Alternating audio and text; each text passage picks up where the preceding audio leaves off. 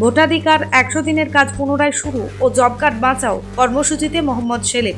BJP ও তৃণমূল একসঙ্গে গরিব মানুষের কাজের অধিকার আটকে রেখেছিল। আমরা আদালতে লড়েছি, হাইকোর্ট কাজ চালুর নির্দেশ দিয়েছিল। বিজেপি সেই রায় স্থগিত রাখতে সুপ্রিম কোর্টে গিয়েছিল, কিন্তু আদালত তা নাকচ করেছে। এখন রাজ্য সরকারকে কাজ দিতেই হবে। মুর্শিদাবাদ জেলা কমিটির বৈঠক শেষে জানালেন সিপিএম রাজ্য সম্পাদক ও কেন্দ্রীয় কমিটির সদস্য মোহাম্মদ সেলিম। বৃহস্পতিবার ও শুক্রবার টানা 2 দিন মুর্শিদাবাদ জেলা কমিটির বৈঠকে অংশ নিয়ে তিনি সংগঠনের ভবিষ্যৎ কর্মসূচি ঘোষণা করেন। বৈঠকে দলের নিয়মিত কাজের পর্যালোচনার পাশাপাশি কলকাতায় অনুষ্ঠিত জেলা সম্পাদক মণ্ডলীর বৈঠকের সিদ্ধান্তেও আলোচনায় আসে। সেলিম জানান, নভেম্বর মাসে দল সর্বস্তরে প্রচার ও কর্মসূচি জোরদার করবে এবং 100 দিনের কাজ পুনরায় শুরু ও জব কার্ড বাঁচাও দাবিতে জোর আন্দোলনের ডাক দেন তিনি। সেলিমের বক্তব্য, ভোটাধিকার, কাজের অধিকার ও গণতন্ত্র রক্ষার দাবিতে সরব হন।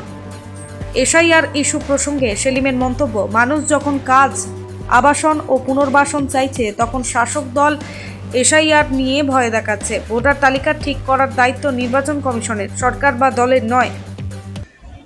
সেটিং করো, শব্দটা শুনেছো? সেটিং। তাহলে আসলে যেটা করে, বাঘের মতো, বাঘের বাচ্চার মতো চিৎকার করে বা ভাইপোর বাচ্চার মতো চিৎকার করে। তারপরে যেই বলা হয় তোমার কোর্ট আছে, কেস আছে, জামিন হবে না, কাকুর গলাস্বর আছে, বুঝতে, ওকে ও জামিন পাবে না, এ জেলে যাবে, ইডি যাবে, সিবিআই যাবে, অমনি তারা বেড়ালে বাচ্চার মতো মিউ মিউ করে। এটাকে বলে সেটিং। তাহলে যাদেরকে গরম খাইয়েছিল, এটা আমরা সি এর ক্ষেত্রে দেখেছি, এটা আমরা ওয়াকাফ আইনের ক্ষেত্রে দেখেছি, এটা আমরা 3 তালাক আইনের ক্ষেত্রে দেখেছি। ব্যাপক মুসলমানদের গরম করে বিজেপি, তৃণমূল এখানে বিজেপি বিরুদ্ধে একটা মানুষকে তৈরি করে, হিন্দু মুসলমান ভাগ করে, বিভাজনের রাজনীতি করে। আর দিল্লিতে যখন পার্লামেন্টে আইন পাস হয়, তখন বেড়ালের বাচ্চার মতো বিজেপির পায়ের কাছে ঘোরাঘুরি করে। কারণ তাকে ভাইপোকে বাঁচাতে হবে।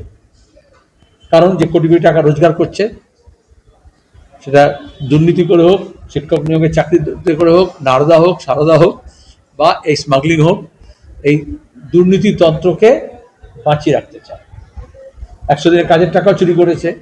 তাহলে একটু আগে জামির বলল, বিজেপি, কেন্দ্রীয় সরকার, আবাস যোজনা, 100 দিনের কাজে কোনো পঞ্চায়েত, কোনো জেলা পরিষদ, আমরা লড়েছি, কোর্টে গিয়েছি, কিন্তু কোনোদিন আজ পর্যন্ত বিজেপি বা কেন্দ্রীয় সরকার কোনো অভিযোগে কাউকে ধরেছে? এখন বিজেপি আরএসএস এর নির্দেশে তৃণমূল এবং বিজেপির কখনো মুকুলকে দিয়ে, কখনো শুভেন্দুকে দিয়ে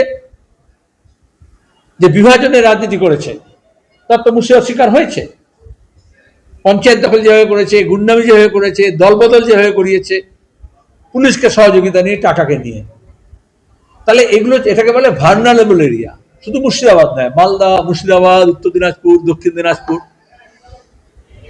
তাহলে তৃণমূল, বিজেপি নিজের রাজনীতির স্বার্থে এই জেলাগুলোকে টার্গেট করেছে।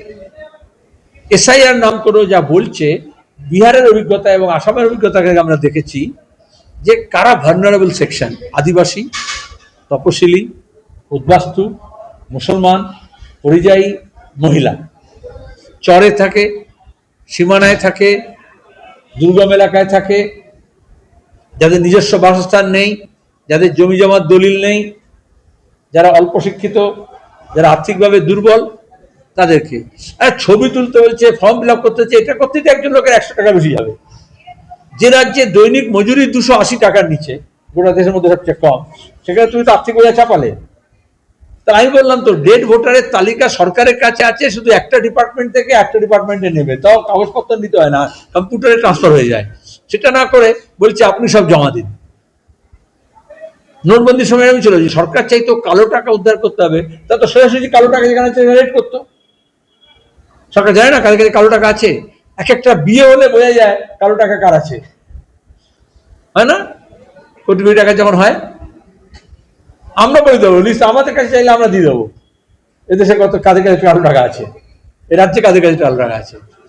কিন্তু নোটবন্দির সময় তোমাদের সবাইকে বলেছিল, তোমাকে বলেছিল, আমাকে বলেছিল।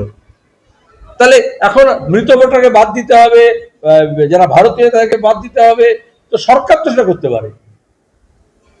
আগে তো 2002-তে করেছে। তখন কি মুর্শিদাবাদের লোকের সঙ্গে এত আতঙ্ক ছিল? যখন বিজেপি এত শক্তিশালী ছিল না, তৃণমূল এত শক্তিশালী ছিল না, তখন তো ভোটার লিস্ট হয়েছে। তার মানে এটা হচ্ছে ওদের সঙ্গে বোনাস হিসেবে এসছে।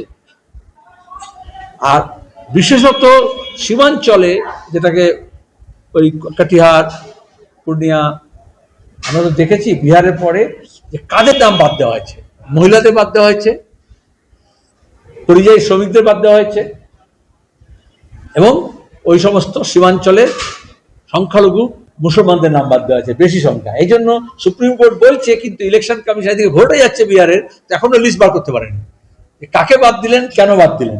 স্বচ্ছতা, এই জন্য আমরা বলছি একটা দাবি, স্বচ্ছতার সঙ্গে এটা করতে হবে, কোনো ট্রান্সপারেন্সি নেই। এত আন্দোলন করছে, কোথায় দেখলে তুমি আন্দোলন? মুর্শিদাবাদে কটা আন্দোলন দেখেছো? আন্দোলন কাকে বলে জানো? তুই বলতে পারো গরম গরম বুগনি দিচ্ছে। আমরা তো ইলেকশন কমিশনের সামনে 10টা বামপন্থী দল মিলে জমায়েত করে আমাদের দাবি জানালাম। কোথায়? তৃণমূল করার লোক গেছে? তৃণমূল যখন অল পার্টি যখন মিটিং হয়েছে, তাদের একটা ছোট দলের নেতাকে পাঠিয়ে দিয়েছে, ছোট গোছের। কেন গেল না? যারা তো বিরুদ্ধে কথা বলছে তারা গেল না কেন? আমরা তো আমাদের পার্টির কেন্দ্রীয় কমিটির নেতাদের পাঠালাম, রাজ্য সম্পাদক মন্ডলীর সদস্যদের পাঠালাম। তাহলে বুঝতে পারছো, বাইরে গরম, ভেতরটা নরম। এখন ওই এসআইয়ের প্রস্তুতির জন্য বৈঠক শুরু করছে, বা অভিষেক বন্দ্যোপাধ্যায় দলের মানে আজকে ভার্চুয়ালি ভাবে বৈঠক হবে, এবার তাহলে কি সেই তুমি যাও, সে বৈঠকে যাও, তুমি অনেকেই যায়, এতে কি এসে যায়? 4 তারিখ থেকে শুরু হবে বলেছে। আমরা গত 2 মাস ধরে প্রস্তুতি নিয়েছি, বুথ ধরে। এখন তোমরা বলো বামপন্থীরা কি করছে, এখন ওরা করেনি সেটা বলো।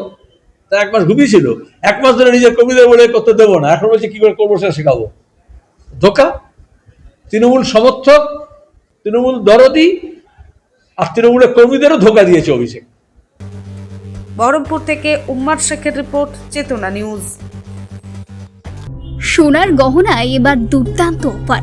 হলমার্কযুক্ত সোনার গহনায় এবার বিপুল ছাড় দিচ্ছে জীবতের সাকিব জুয়েলার্স অ্যান্ড মেকার্স। শারদীয় ও দীপাবলি উৎসব উপলক্ষে আপনার জন্য থাকছে একাধিক আকর্ষণীয় অফার।